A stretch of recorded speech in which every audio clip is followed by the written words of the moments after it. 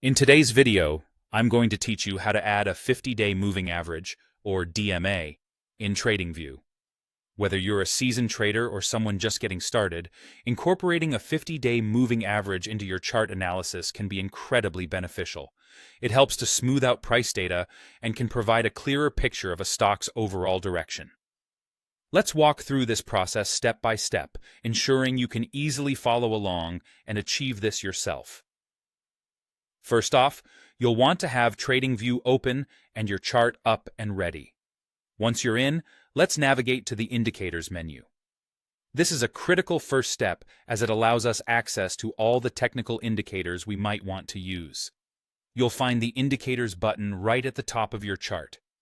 If you would prefer to use a shortcut, you can simply press the / key, and it will bring up the menu automatically. In the search box that appears, you're going to want to type in Moving Average. This will help us locate the built-in Simple Moving Average, which is what we're aiming to add to our chart. TradingView provides several options, and this search will make it easier to find exactly what we're looking for without having to sift through other indicators. Once you see Moving Average pop up, go ahead and click on it.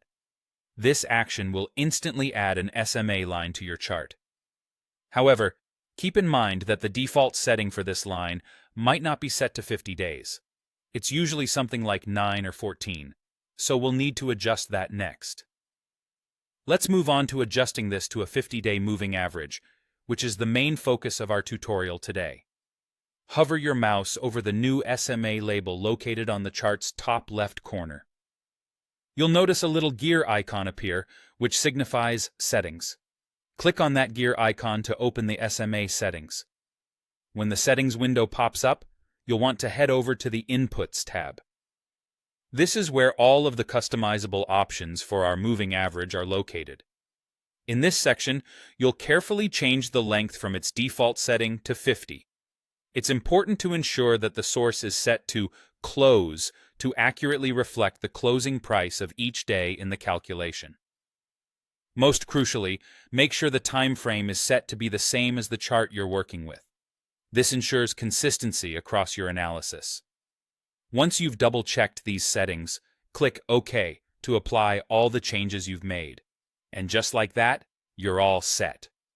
A 50-day moving average is now displayed on your chart, giving you a valuable tool for analyzing market trends.